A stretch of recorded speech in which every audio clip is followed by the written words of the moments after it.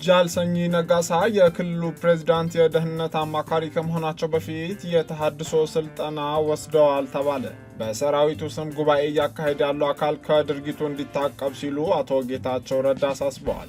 ኢዜማ ለቅቡልነት መታገል ያለብኝ አሁን ነው ሲል ገልጿል። ሰላም ጤና ይስጥልን የተወደዳችሁ የኢትዮጵያ ሪፖርተር ዩቲዩብ ቻናል ተከታታዮች የሰዓቱን ዋና ዋና ዜናዎች ይዘን ቀርበናል።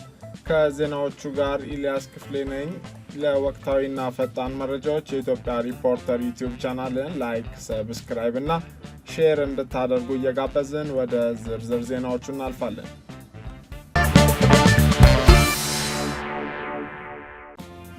ኢዜማ ለቅቡልነት መታገል ያለብኝ አሁን ነው ሲል ገልጿል። የኢትዮጵያ ዜጎች ለማህበራዊ ፍትህ ኢዜማ ፓርቲ መሪ ፕሮፌሰር ብርሃኑ ነጋ ፓርቲያቸው ለቅቡልነት መታገል ያለበት አሁን መሆኑን ተናግረዋል። የኢትዮጵያ ፖለቲካ አርቆ ከሚመለከትና ተሻጋሪ ከሆኑ ግቦች ይልቅ በአጭር ጊዜ ወይም ታክቲካዊ እይታዎች ላይ መጠመዱን የተናገሩት መሪው ይኸው አርቆ ያለመመልከት ችግር ደግሞ ፓርቲያቸውን በውስጡ ሲንጠው እንደቆየ ገልጸዋል። ዘለቄታዊና ረጅም ጊዜ የሚቆይ ሀሳብና ስትራቴጂ ይዞ መምጣት የፓርቲው መሰረታዊ ግብ መሆኑን በመጠቆም ይህንን በግልጽ ማበጀቱን ጠቅሰው ሁለተኛና ቀጥሎ የሚመጣ ላሉት ለቅቡልነት መታገያው ጊዜው አሁን መሆኑን ገልጸዋል።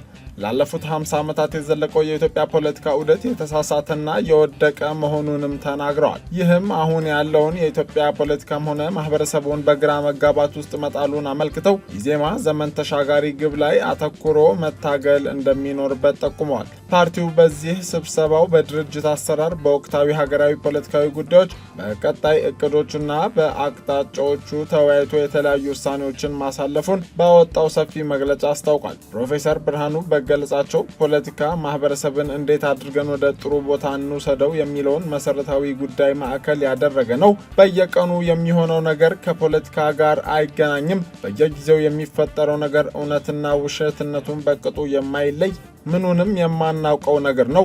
እሱ ስትራቴጂያችንን ያሳጣን ቀን አበቃልን። ፖለቲካ ውስጥ አይደለንም። ፖለቲካ በየቀኑ እየሰከሩ እንደማደር መሆን የለበትም።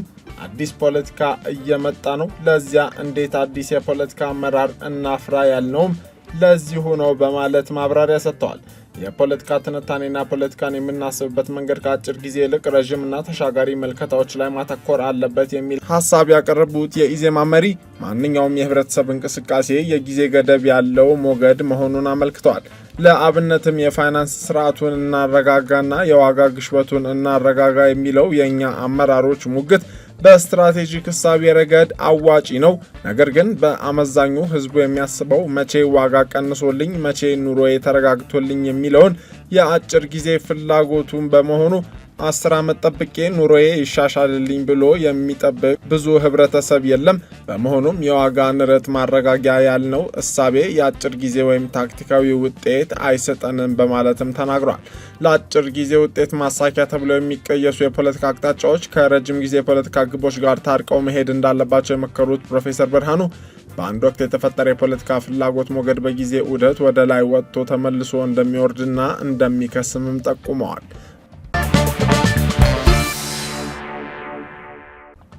የቀድሞው የኦነግ ሸኔ ታጣቂ ጃልሰኝ ነጋሳ የተሃድሶ ስልጠና ወስደው ወደ ሹመት መምጣታቸው ተገልጿል። በትግራይ ክልል ተቋርጦ የነበረው የቀድሞ ተዋጊዎችን የመልሶ ማቋቋምና ወደ ህብረተሰብ የመቀላቀል ስራ በዚህ ሳምንት መጨረሻ እንደሚጀመር ብሔራዊ የተሃድሶ ኮሚሽን አስታውቋል። ከአንድ ወር ከ15 ቀናት በላይ በተለያዩ በቴክኒክ ጉዳዮች በክልሉ ባለው የፖለቲካ ሁኔታ እንዲሁም ትጥቅ የመፍታትና የመሳሪያ አያያዝ ላይ ዝርዝር ነገሮች ቀድመው ባለመሰራታቸው እስከሚስተካከሉ ቆሞ እንደነበረ የብሔራዊ ተሃድሶ ኮሚሽነር አቶ ተመስገን ጥላሁን ለሪፖርተር ተናግረዋል። ይሁን እንጂ በተያዘው ሳምንት አጋማሽ ወይም መጨረሻ አካባቢ ስራው እንደሚጀመርም አረጋግጠዋል። በኦሮሚያ ክልል የቀድሞው የኦሮሞ ነጻነት ሰራዊት ከፍተኛ አመራር የነበሩትን ጃልሰኝ ነጋሳን ጨምሮ በርካታ የታጣቂ ቡድኑ አባላት መለስተኛ የተሃድሶ ስልጠና በአዋሽ እንዲወስዱ መደረጉንም ተናግረዋል። የኦሮሚያ ክልል የርዕሰ መስተዳደሩ የሰላምና ደህንነት አማካሪ ሆነው የተሾሙት ጃልሰኝን ጨምሮ በክልሉ ከ4000 በላይ የታጣቂ ቡድን አባላት በዚያ መንገድ ወደ ህብረተሰቡ እንዲቀላቀሉ መደረጉን አክለውም ገልጸዋል።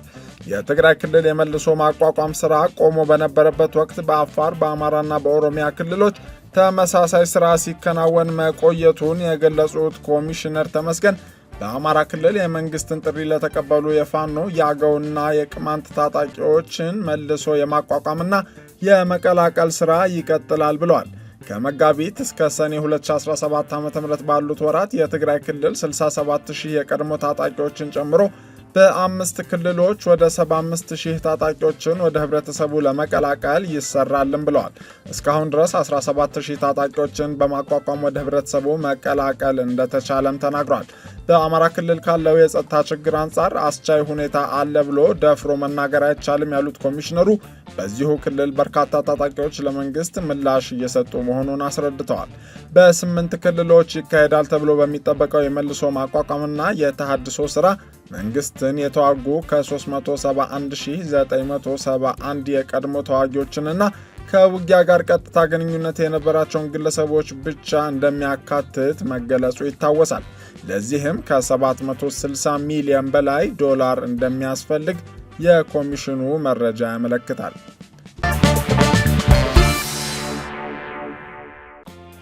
በሰራዊቱ ስም ጉባኤ እያካሄደ ያለው አካል ከድርጊቱ እንዲታቀብ ሲሉ አቶ ጌታቸው ረዳ አሳሰቡ። በአመራሮቹ ላይ እርምጃ እንደሚወስዱ አስጠንቅቀዋል።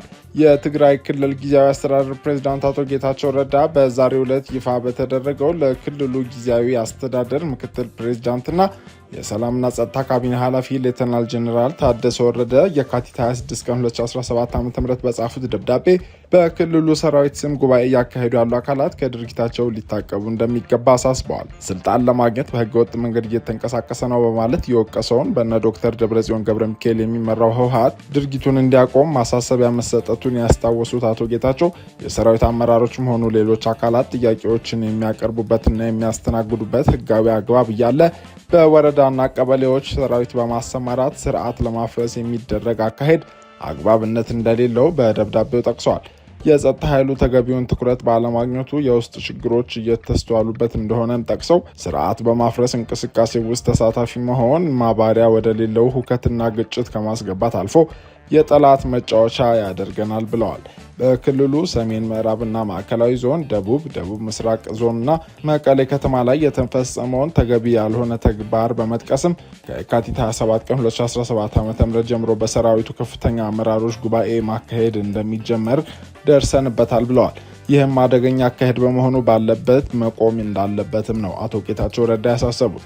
የሰራዊቱ የበላይ አዛዥ መሆናቸውን በደብዳቤው ያሰፈሩት አቶ ጌታቸው ይህ ደብዳቤ ከተላከበት ዕለት አንስቶ በየትኛውም ግንባር ምንም አይነት የሰራዊት እንቅስቃሴ እንዳይካሄድና ትዕዛዙን በማይቀበሉ የሰራዊት አመራሮች ላይ እርምጃ እንደሚወሰድ አስጠንቅቀዋል። በዶክተር ደብረጽዮን ገብረ ሚካኤል የሚመራው ህወሓት ማካሄድ በጀመረው ኮንፈረንስ ላይ የክልሉ ጊዜያዊ አስተዳደር የሰላምና ጸጥታ ካቢኔ ኃላፊ ሌተናል ጄኔራል ታደሰ ወረደን ጨምሮ ሌሎች ከፍተኛ የሰራዊት አመራሮች በትላንትናው ዕለት እንደሚገኙ ተገልጾ የነበረ ቢሆንም በኮንፈረንሱ የተገኙ ከ2000 በላይ የሚበልጡ ህብረተሰቦች ተቃውሟቸውን አሰምተዋል።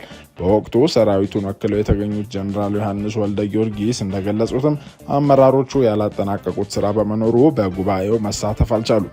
ይህንን ተከትሎም ተሰብሳቢዎች በጫጫታ ተቃውሟቸውን ሲያሰሙ ተስተውሏል። የተወደዳችሁ የኢትዮጵያ ሪፖርተር ዩቲዩብ ቻናል ተከታታዮች ለሰዓቱ የያዝናቸው ዋና ዋና ዜናዎች እነዚህ ነበሩ። ለቆይታችሁ እያመሰገንን ለወቅታዊና ፈጣን መረጃዎች የኢትዮጵያ ሪፖርተር ዩቲዩብ ቻናልን ላይክ፣ ሰብስክራይብ እና ሼር እንድታደርጉ እናስታውሳለን። መልካም ጊዜ